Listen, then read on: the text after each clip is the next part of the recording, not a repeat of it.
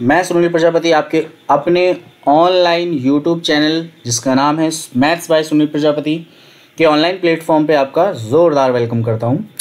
मेरे प्यारे बच्चों, जैसा कि आप लोगों ने थंबनेल में अभी देखा ही होगा कि हम आरआरबी 2024 में आई हुई कुछ वैकेंसीज़ के बारे में जानकारी प्रोवाइड करवाने वाले हैं और वो विशेष जानकारी किस किस मुद्दे पर होगी, हम इस पर थोड़ा सा चर्चा करने वाले हैं। तो हम सबसे पहले हम चर्चा करने जा रहे हैं हमारी जो पहली वैकेंसी है जो कि किससे रिलेट करती है मेरे प्यारे बच्चों, वो रिलेट करेगी आरआरबी एएलपी से रिलेटेड, असिस्टेंट लोको पायलट। चूँकि सबसे पहले आने वाली वैकेंसी यही थी। उसके बाद दूसरी वैकेंसी जो आपको दिख रही होगी, वो दूसरी वैकेंसी कौन सी दिख रही है? दूसरी वैकेंसी आपको दिख रही है वो है मेरे प्यारे बच्चों आपका आरपीएफ एसआई। जो तीसरे नंबर पर है वो आपका आरपीएफ कांस्टेबल है। फिर उसके बाद आपका आरआरबी आपका एनटीपीसी है। उसके बाद आरआरबी का जो टेक्नीशियन वैकेंसी है वो भी आई हुई है। अभी बेटा ये इसके बाद एक और वैकेंसी नोट डाउन में आ रही है, वो है ग्रुप डी। बेटा ग्रुप डी की वैकेंसी अभी हाल ही में अनाउंस नहीं है, आने वाले टाइम पे अनाउंस हो जाएगी। और आपका पैरामेडिकल की वैकेंसीज भी आपकी अनाउंस हो चुकी है। तो मेरे प्यारे बच्चे, जैसा कि आप ऊपर देख रहे हो कि आरपीएफ ने 2 मोड पे अपनी वैकेंसी निकाली है। सबसे पहले एसआई और फिर कांस्टेबल। एसआई के लिए तो इन्होंने अपनी एग्ज़ाम डेट अनाउंस कर दी है, बट कांस्टेबल के लिए इन्होंने अभी एग्ज़ाम डेट अनाउंस नहीं की है। मेरे प्यारे बच्चों, जब हम आपसे बात करते हैं कि आरआरबी एनटीपीसी, तो मेरे प्यारे बच्चों इन्होंने क्या किया है, 12th और ग्रेजुएट लेवल इन्होंने दो तरीके से वैकेंसी निकाली है और दोनों के ही नोटिफिकेशन आ चुके हैं। फॉर्म भी ऑनलाइन हो रहे हैं और कुछ दिनों बाद इनकी डेट भी ख़त्म हो जाएगी। बेटा आरआरबी के लिए खास बात आपकी ये, आरआरबी टेक्नीशियन के लिए खास बात आपकी ये रहेगी कि इसकी वैकेंसी जो है ना काफ़ी पहले निकली थी, लेकिन अक्टूबर में इसकी वैकेंसी बढ़ा दी गई है और बढ़ाने के बाद इनको फॉर्म जो है ना वो दोबारा से ऑनलाइन होना स्टार्ट हो गया है। तो जो बच्चे अभी फॉर्म नहीं भर पाए थे तो वो एक बार ये फॉर्म को भर सकते हैं, है ना मेरे प्यारे बच्चों। चलिए मेरे प्यारे बच्चों, बात करते हैं आपके अगले। देखिए बेटा, जो वैकेंसीज जो हमने अभी आपको बताई उसमें बेटा देखिए, जैसे आपकी सबसे पहली जो वैकेंसी है, सबसे पहली वैकेंसी वो है आपकी एएलपी में बेटा 18,799 वैकेंसीज आई हैं, जो कि जनवरी में आई हुई थी, 20 जनवरी में। और इसका जो अनाउंसमेंट आया है एग्ज़ाम का वो है बेटा 25 से 29 नवंबर के आसपास। तो उम्मीद है कि ये नवंबर में अपना एग्ज़ाम करवा ले जाएंगे। आरपीएफ एसआई जिसकी वैकेंसी थोड़ी सी कम है, 452 है, इसीलिए लोग थोड़ा सा इंटरेस्टेड भी कम रहते हैं। बट ये चीज़ मैं बता दूं कि 14 अप्रैल को इसकी वैकेंसी निकली थी और ये दिसंबर में आप अपना एग्ज़ाम भी क्या हो जाएगा, ये करवा ले जाएगा। ठीक है ना। ये वो डेटें हैं जो अभी नोटिफिकेशन में आ चुकी हैं। अगर ये फ्यूचर में बढ़ती हैं तो वेल एंड गुड है, नहीं बढ़ती हैं तो अभी आप मैक्सिमम मान के चलिएगा कि ये वैकेंसीज का पेपर अभी होना है। उसके हम बात कर रहे हैं बेटा आपकी ये आरपीएफ कांस्टेबल। इसकी वैकेंसी बेटा 4408 यानी 4408 थी। अप्रैल में ही इसका फॉर्म आया था एसआई के साथ में, और लेकिन इसकी डेट अभी अनाउंस नहीं की गई क्योंकि इसमें फॉर्म बहुत ज़्यादा पड़े हैं, तो मुझे नहीं लगता ये अभी करवाएंगे और ये थोड़ा सा रुक के ही करवाएंगे। टेक्नीशियन की जो वैकेंसी है वो बेटा 14,298, हालांकि अभी थोड़ा सा बढ़ गई है। मार्च में इसकी नोटिफिकेशन अनाउंस हुई थी और फॉर्म आए थे, और दिसंबर में इसके पेपर होने की संभावना है। चूँकि मेरा मानना है कि अभी हाल ही में इसमें वैकेंसीज बढ़ी हैं, यानी वैकेंसीज कुछ बढ़ी हैं। अगर ये वैकेंसीज बढ़ी हैं तो नो डाउट है एग्ज़ाम के लिए इन्होंने क्या किया है कि दोबारा से पोर्टल ऑन किया है ताकि बच्चा दोबारा से फॉर्म भर सके। क्योंकि ये दोबारा से फॉर्म भरने के लिए बात कर रहे हैं तो इसका मतलब है कि कहीं ना कहीं इनकी डेट में भी चेंजमेंट आना चाहिए। तो फिलहाल के लिए जो नोटिफाइड डेट है वो है 16 से 26 दिसंबर। अगर कोई चेंजमेंट होगा तो आपको अनाउंस कर दिया जाएगा, बट जो भी, लेकिन अभी के लिए आपके दिमाग में चलना चाहिए कि 16 से 26 के बीच में आपके पेपर हो जाएंगे। बात करते हैं आरआरबी एनटीपीसी में जैसा आपको बता ही चुका हूँ कि ये 12th और ग्रेजुएट ये 2 मोड पे एग्ज़ाम करवाने वाला है। ठीक है। और सितंबर में इसका अनाउंसमेंट आया था और इसके फॉर्म ऑनलाइन होना स्टार्ट हो गए हैं। ठीक है ना मेरे प्यारे बच्चों। तो जिन बच्चों ने नहीं भरा है वो जाके भर सकते हैं, और इनमें से मुझे लगता है कि एक जो है ना, या तो 12th की या ग्रेजुएट लेवल में किसी एक की डेट खत्म हो चुकी है। एग्ज़ाम डेट इसकी अनाउंस नहीं है, तो फिलहाल के लिए अभी आप निश्चिंत रहिएगा। उम्मीद है मार्च के बाद इनका एग्ज़ाम होने की संभावना बन सकती है। ठीक है ना। बात करते हैं ग्रुप डी में बेटा अभी कोई वैकेंसी अनाउंस नहीं की गई है, लेकिन ये उम्मीद है कि अक्टूबर या से दिसंबर के बीच में इसका अनाउंसमेंट आएगा और अनाउंसमेंट के बाद ही आपकी पेपर की डेट भी क्लियर कर दी जाएगी। यहाँ पे आरआरबी जेई की जो वैकेंसी निकली हुई थी वो निकली थी बेटा 7952, चूँकि जुलाई में ये वैकेंसी आई थी और दिसंबर में इनका पेपर होने की पूरी संभावना है। बात करते हैं आरआरबी पैरामेडिकल। इसकी वैकेंसी थी बेटा 1376 5 अगस्त को इसकी वैकेंसी आई थी और इसका भी एग्ज़ाम डेट अनाउंस नहीं हुआ है। तो ये प्रोसीजर है, ये वो एग्ज़ाम्स हैं जो अभी हाल ही में आपके होने हैं, ठीक है, और वैकेंसीज आपकी आनी। तो मेरे प्यारे बच्चों बढ़ते हैं थोड़ा सा और आगे, हम स्टेप बाय स्टेप ये चेक करते हैं कि कहाँ पर कितनी वैकेंसीज कैसे आएंगी, ठीक है ना मेरे प्यारे बच्चों। तो चलिए मेरे प्यारे बच्चों बढ़ते हैं और आगे। सबसे पहले हम बात करेंगे आरआरबी एएलपी, जो कि 2024 में सबसे पहले इसी की वैकेंसी आई है।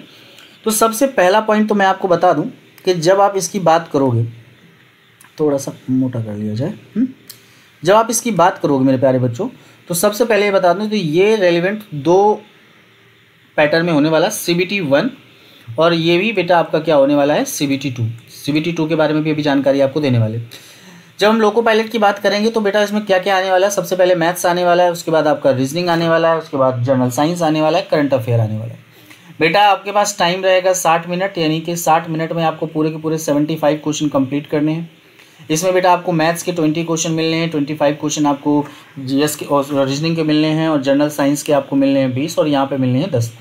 तो सही मायने में मेन चीज़ ये है कि आपको 60 मिनट में 75 क्वेश्चन कंप्लीट करने हैं। कैसे करने हैं, इसी को बोलते हैं टाइम मैनेजमेंट। आपको यहाँ पे टाइम मैनेजमेंट सीखना है, ठीक है ना मेरे प्यारे बच्चों। तो जैसे कि हमने बात की कि CBT 1 में ये आने वाला है, तो अब ऐसे ही हम बात करने वाले होंगे नेक्स्ट पर CBT 2 पर। मेरे प्यारे बच्चों जैसे ही बेटा हम बात करेंगे CBT 2 पर, तो CBT 2 एग्ज़ाम में एक बात अच्छे से ध्यान रखिएगा, इसमें 2 पेपर होने वाले हैं। पहला होने वाला है पेपर 1 और मेरे प्यारे बच्चे दूसरा होने वाला है पेपर 2। जो पेपर 1 होने वाला है उसमें सबसे जो सब्जेक्ट आपको पूछे जाने वाले हैं वो मैथ्स पूछा जाना है, रीजनिंग पूछा जाएगा, और इसमें बेटा बेसिक साइंस पूछी जाएगी। बेसिक साइंस में हम जब बात करेंगे कि इंजीनियरिंग भी पूछी जाएगी। ये साइंस से रिलेटेड वो पार्ट होता है जो आपको आपकी पर्सनल ट्रेड में पढ़ाया जाता है। चूँकि आपने लोको पायलट ALP का फॉर्म भरा है तो नो डाउट है आपसे कोई टेक्निकल डिग्री मांगी होगी, ज़्यादातर लोगों ने ITI लगाया होगा, ठीक है ना। तो ITI में जो आपने इंजीनियरिंग का जो पोर्शन पढ़ा है वो यहाँ पर पूछा जाएगा, जो अप्लाई साइंस से रिलेटेड होगा। उसके बाद बेटा हम बात करेंगे करंट अफेयर्स। करंट अफेयर के 10 क्वेश्चन आने वाले हैं, यानी कि पेपर 1 की बात करें तो आपके टोटल 100 क्वेश्चन आने वाले, 100 ही नंबर का पेपर होगा और टाइम पीरियड होगा 90। तो कुल मिला के आपको टाइम मैनेजमेंट यहाँ पे बहुत देखना होगा, क्योंकि 90 मिनट में अब आपको 100 क्वेश्चन करने बेटा। उसके बाद लिखा हुआ है रेलेवेंट ट्रेड। इस ट्रेड की इसकी बात करें तो मेरे प्यारे बच्चों आपने ITI जिस भी ट्रेड से की होगी, क्योंकि जब भी आप ITI करते हो तो मेरे प्यारे बच्चों किसी ना किसी ट्रेड का यूज़ करते हो, जैसे फिटर, इलेक्ट्रीशियन वगैरह, तो उसमें आने वाली थ्योरी का पोर्शन होगा ये जो आपका पूरा 75 नंबर है, और इसी के क्वेश्चन आपसे पूछे जाएंगे। 75 क्वेश्चन आएंगे, 75 नंबर का होगा, और आपके पास टाइम मैनेजमेंट फिर से करना होगा, और वो होगा बेटा 60 मिनट। तो ओवरऑल हम बात कर सकते हैं कि आपका जो ALP का टाइप 2 है ना, यानी कि ALP का जो CBT 2 है, यानी कि जो आपका नेक्स्ट पेपर होगा उसमें आपको 150 मिनट का समय मिलेगा, और 150 मिनट के समय में आपको 175 क्वेश्चन करना। मेरे प्यारे बच्चों मेन खेल टाइम मैनेजमेंट का है। मेरा मानना है कि किसी भी एग्ज़ाम को क्वालिफाई करने के लिए सबसे पहले बेटा ज़रूरत होती है स्पीड की, ठीक है ना, प्लस उसके साथ एक और चीज़ लगी रहनी चाहिए, वो है बेटा एक्यूरेसी। अगर आप स्पीड के साथ एक्यूरेसी नहीं लगाए हैं तो ये मान के चलिएगा कि आपके लिए किसी काम की नहीं, ठीक है। आपको सभी सवाल आ जाएं लेकिन आप टाइम पीरियड में ना कर पाओ तो कोई मतलब नहीं है।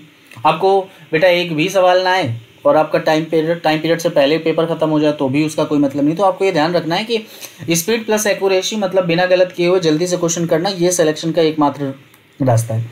जब हम बात करेंगे मेरे प्यारे बच्चों और आगे, तो यहाँ पे हम इस बार हम चर्चा करने वाले हैं कौन से वैकेंसी पे। यहाँ पर हम बात करने वाले हैं RPF SI पर। ये जो RPF SI है इसमें बेटा आपकी जो पेपर में आने वाला है general awareness, mathematics and reasoning, ये 3 चीज़ें आपकी आने वाली हैं, जिसमें 50, 35 और 35 इनका रोल रहेगा। बेटा जी मेरा मानना है कि रीजनिंग और मैथ जो कि 70 क्वेश्चन है, दैट इज सॉलिड, ठीक है ना, ये हमेशा सॉलिड नंबर रहने वाले हैं। आप इसमें पूरे 70 के 70 ला सकते हो, और अगर आप 70 के 70 नहीं भी ला सकते हो तो मैं मान के चलिएगा कि मैं मान के चलता हूँ कि आपको 10 क्वेश्चन गलत करने की छूट है, तो आप यहाँ से 60 क्वेश्चन सॉल्व कर सकते हो। 60 क्वेश्चन अगर आप यहाँ से सॉल्व कर रहे हो, और बेटा 50 क्वेश्चन में से अगर आप 40 क्वेश्चन यहाँ पे सॉल्व कर रहे हो, तो मैं ये कह रहा हूँ कि आपके 100 क्वेश्चन सही जा रहे हैं। और 100 क्वेश्चन ये मान के चलिएगा सेफ जोन नहीं होता है, बिल्कुल सेफ जोन होता है, तो सेफ जोन नहीं है ये, मान के चलिएगा इससे ज़्यादा सेफ कुछ हो ही नहीं सकता अगर आपने 100 क्वेश्चन कर लिए, ठीक है ना मेरे प्यारे बच्चों। तो मैं बार बार बोल रहा हूँ कि अर्थमेटिक और रीजनिंग ये एक ऐसे पोर्शंस होते हैं जिसमें आपको 100% एक्यूरेसी के साथ आप आंसर्स कर सकते हो। मैं जनरल अवेयरनेस पे तो नहीं मान सकता कि नहीं आप 100% एक्यूरेसी ला लेंगे, लेकिन आप कहाँ पर अर्थमेटिक और रीजनिंग में आप 100% एक्यूरेसी ला सकते हैं। बिल्कुल सेम पैटर्न पे जो काम होने वाला है वो आपका होने वाला है कांस्टेबल पे भी। कांस्टेबल में भी सेम क्राइटेरिया है, 50, 35, 35 और 90 मिनट का समय है। अब आपको इसी टाइम ड्यूरेशन में क्या करना है, काम करना। मैं बार बार बोल रहा हूँ, ये 50 नंबर के लिए थोड़ा सा आपको जद्दोजहद करनी पड़ सकती है, लेकिन अगर थोड़ी अच्छे से मेहनत कर लोगे तो मैथ में 35 के 35 सही किए जा सकते हैं, रीजनिंग में 35 के 35 सही किए जाएंगे। ठीक है, मैं फिर से बोल रहा हूँ, मत कीजिए पूरे 70 सही, लेकिन दोनों में मिलाकर अगर आपने 60 से 65 क्वेश्चन सही कर लिए मेरे प्यारे बच्चों, तो आपका सिलेक्शन रोकने वाला कोई नहीं है। ये चीज़ अपने दिमाग में बैठा लीजिए। मेरा ये मानना है कि अगर आप 70% से लेकर 80% तक नंबर गैदर कर रहे हो तो आप भीड़ से अलग हो। तो आपको जो भी है, आपको 70 से 80% मार्किंग लेके चलनी है। ये मैं मान के चलता हूँ कि मोटा मोटा 120 क्वेश्चन है, और अगर मैं इसका 80% निकालता हूँ तो हमने बोला 96, दैट इज़ द सेफ। ये सेफ जोन है, कोई नहीं रोक सकता आपको यहाँ से। तो आपको इतना तो लेकर चलना ही चलना है मेरे प्यारे बच्चों, है ना। चलिए मेरे प्यारे बच्चों, थोड़ा सा और आगे बढ़ते हैं, कुछ और वैकेंसीज के बारे में थोड़ा सा बात कर लेते हैं। सबसे अब आगे आएंगे एनटीपीसी। बेटा मैं आपको बता दूं कि आपका जो एसआई और आपका जो आरपीएफ एसआई था, आरपीएफ कांस्टेबल था, इनके तो एक ही पेपर होते हैं, लेकिन जब भी आप बात करोगे किसकी, आपकी CBT 2 की, सॉरी CBT 2 की, एनटीपीसी की, तो इनके फिर से दो ही मोड होते हैं। जैसे आपका ALP में दो मोड थे, तो CBT 1 मतलब आपको सबसे पहले प्री फाइनल करना होगा और उसके बाद आपको मेंस। मैं यहाँ पे बात करूँगा तो आपके सामने सबसे पहले 40 क्वेश्चन यहाँ आने वाले हैं जनरल अवेयरनेस, जिसमें आने वाला है मैथ्स भी आने वाला है 30 नंबर के और 30 नंबर की। मैं फिर से बोल रहा हूँ, ये सॉलिड नंबर हैं। मैं ये बिल्कुल नहीं कहता हूँ कि आप 40 भैया कि आप यहाँ पे 40 में से 40 ला सकते हैं, लेकिन कहीं ना कहीं मेरे प्यारे बच्चों यहाँ पर ये नंबर मार्किंग यहाँ पे थोड़ा सा, जो बच्चा GS में कमज़ोर रहता है उसको यहाँ मार्किंग करने में प्रॉब्लम होती है। तो मैं बार बार बोल रहा हूँ, आपके पास 3 सब्जेक्ट है, 3 सब्जेक्ट में से कोई 2 सब्जेक्ट आपने अगर फाइनल आउट कर लिए, तो अगर आपने यहाँ 30 भी सही कर दिए तो ओवरऑल आपके 90 क्वेश्चन जो होंगे वो सही होंगे। और मैंने जैसा कि आपसे बोला हुआ था कि आपने 100 में से अगर आपने 80% आपने सॉलिड मार दिए तो मतलब आप 80 नंबर ले आए तो आप सॉलिड हो। और मैं तो आपसे यहाँ पे कितने की बात कर रहा था, 90 की। तो मेरे प्यारे बच्चों हमेशा एक बात को याद रखना कि आपको मार्किंग 70 to 80% ही रखनी है। मैं बिल्कुल नहीं कहता कि आपको पूरा का पूरा 100% मार्किंग रखनी है, 100% मार्किंग रखने की कोई आवश्यकता नहीं है, लेकिन आपकी मार्किंग 70 से 80% के बीच में आपको लानी होगी ताकि आप सेफ जोन में हो। ठीक है ना मेरे प्यारे बच्चों। बात करता हूँ इसके टीयर 2 में या CBT 2 में, या इसका जो ऑनलाइन सेकेंड पेपर होने वाला है उसमें बेटा जनरल अवेयरनेस में बेटा 50 होंगे, मैथमेटिक्स में 35 होंगे, रीजनिंग में 35 होंगे। केवल मार्किंग आपके यहाँ पे बेटा 5 क्वेश्चन यहाँ बढ़ाए गए हैं, 5 क्वेश्चन आपके यहाँ बढ़ाए गए हैं और 10 क्वेश्चन आपके यहाँ बढ़ाए गए हैं। वही आपके 20 क्वेश्चन इसमें एक्स्ट्रा बढ़ गए हैं। मैं फिर से बोल रहा हूँ, आपको दिमाग नहीं रखना है, आपको 70 to 80% मार्किंग लानी है, दैट्स इट। कैसे लेकर आओगे आप जानते हो। मैं नहीं जानता कि आपका मैथ बेस्ट है, मैं नहीं जानता कि आपका रीजनिंग बेस्ट है, मैं नहीं जानता कि आपका जनरल अवेयरनेस बेस्ट है। कुछ बच्चों का रीजनिंग बहुत अच्छा होगा, जनरल अवेयरनेस बहुत अच्छा होगा, मैथ कमज़ोर होगा। कुछ लोगों का मैथ बहुत अच्छा होगा, रीजनिंग बहुत अच्छा होगा, जनरल अवेयरनेस कमज़ोर होगा। तो मैं ये कह सकता हूँ कि कोई ना कोई एक पार्ट हो सकता है कमज़ोर, और अगर तीनों पार्ट अच्छे हैं तो बहुत अच्छी चीज़ है भाई, इससे बेस्ट तो कुछ है ही नहीं, फिर तो आपने का सिलेक्शन किसी ने रोका ही नहीं है। बट अगर आपका कहीं ना कहीं कोई ना कोई एक पार्ट मिसिंग है तो आपका जो पार्ट बहुत टाइट है उन पे आपको पूरे के पूरे नंबर लाने की ज़रूरत है। चलिए मेरे प्यारे बच्चों, बढ़ते हैं आपके अगले वाले पैटर्न पर। तो बेटा इसके बाद हम बात करने वाले टेक्नीशियन की, अब टेक्नीशियन में क्या होने वाला है गौर से देखिए। सबसे पहली बात तो टेक्नीशियन आपका ये ग्रेड 1 की बात हो रही है, ठीक है ना। इसमें बेटा ग्रेड 3 की भी वैकेंसी आई है, मैं उसके बारे में भी चर्चा करूंगा। फिलहाल तो मैं ग्रेड 1 की बात करता हूँ। ग्रेड 1 में क्या आने वाला है, ग्रेड 1 में आपका आने वाला है जनरल अवेयरनेस, आपका आने वाला है रीजनिंग, आपका आने वाला है कंप्यूटर एप्लीकेशन, मैथ एंड आपका बेसिक साइंस एंड इंजीनियरिंग। बेटा याद रख लेना, जहाँ पर भी इंजीनियरिंग वर्ड जुड़ जाएगा आप अपने दिमाग में बैठा लीजिएगा, जो भी आपने सर्टिफिकेट लिया है टेक्निकल का, आपने टेक्निकल का जो भी सर्टिफिकेट लिया है, आपने सर्टिफिकेट लिया हो, आपने डिप्लोमा लिया हो, आपने डिग्री लिया हो, कुछ भी लिया हो, यह याद रखिएगा उसी से रिलेटेड क्वेश्चन आपके इस इंजीनियरिंग में पूछे जाते हैं, जो कि बहुत ज़्यादा टफ नहीं होते हैं। वो जनरली क्या होता है, बेसिक साइंस से रिलेट करते हुए ही होते हैं, तो आपको नॉलेज होनी ज़रूरी है इसमें। मेरे प्यारे बच्चों, जनरल अवेयरनेस के इसमें 10 क्वेश्चन आने वाले हैं, रीजनिंग के 15 क्वेश्चन आने वाले हैं, बेसिक कंप्यूटर यानी यहाँ पे कंप्यूटर भी अच्छा खासा पूछे जाने वाला है 20 नंबर का, मैथमेटिक्स 20 नंबर की, और उसके बाद जनरल साइंस, और ये आपका 35 नंबर का है, जिसमें बेसिक साइंस और इंजीनियरिंग। देखो मेरे प्यारे बच्चे, यहाँ पे साइंस वाला जो पोर्शन है केवल और केवल एक बार डाला गया है, तो ये चीज़ ध्यान रखिएगा, ये आपके अक्सर उस साइंस से रिलेटेड होता है जो जनरली आप अपनी प्रॉपर लाइफ में यूज़ करते हो। इसे बोलते हैं अप्लाई साइंस। तो अप्लाई साइंस का भी पढ़ना बहुत ज़रूरी है, क्योंकि ये आपका थोड़ा मोड़ा नहीं, आपके 35 नंबर लेकर चलता है।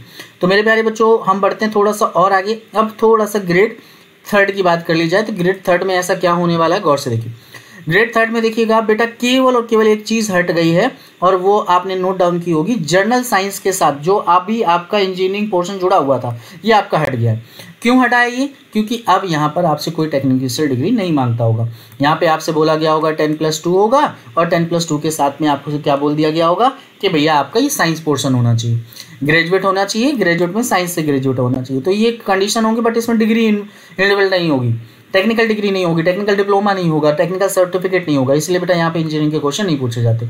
लगभग वही क्राइटेरिया है, 10, 25, 25, 40। साइंस में आपको 40 नंबर लाने हैं, मैथ में आपको 25 लाने हैं, रीजनिंग में आपको 25 और इसमें 10।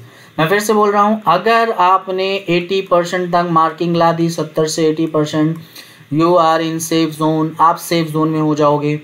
तो आपका मेन क्राइटेरिया यही है। मेरे प्यारे बच्चों, मैं आपको बता दूं, मेरा आज यहाँ आने का मेन मकसद ये था मेरे प्यारे बच्चों, कि हम लोगों ने एक मुहिम स्टार्ट की है, और वो है बेटा बहुत सिंपल सी मुहिम है, और उस मुहिम का नाम है RRB, या कह सकते हो टारगेट RRB। ठीक है, तो हमारा टारगेट बेटा किस पर है? RRB पर। और RRB की खास बात, इसमें हम लोग मैथ के प्रैक्टिस सेट सॉल्व करने वाले हैं। ठीक है, ओके।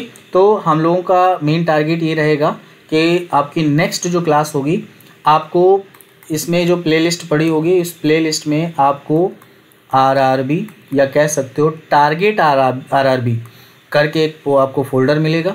उसी फोल्डर में आपको सभी के सभी live videos, live practice sessions, ठीक है ना, रिकॉर्डेड प्रैक्टिस सेशन सभी आपको मिलेंगे, जिनका कोई चार्ज नहीं होगा।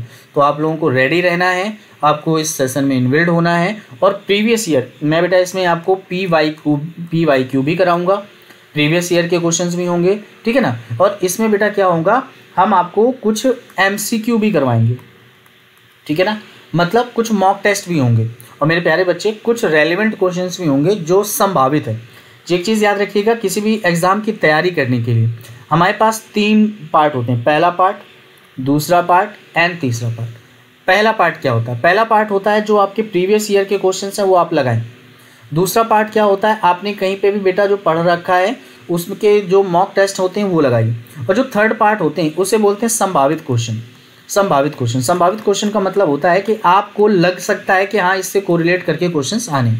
बेटा मैं बार बार बोल रहा हूँ, आपकी मेन प्रॉब्लम होगी टाइम मैनेजमेंट, आपको टाइम मैनेजमेंट करना है। तो हमारा मेन टारगेट होगा कि आपका टाइम मैनेजमेंट किस तरीके से कंप्लीट हो, ठीक है ना मेरे प्यारे बच्चों। मैं आज के लाइव सेशन को यहीं रोकता हूँ, मैं आपसे नेक्स्ट क्लास में जल्द ही मिलूंगा। तब तक के लिए मेरे प्यारे बच्चों को प्यारा सा बाय।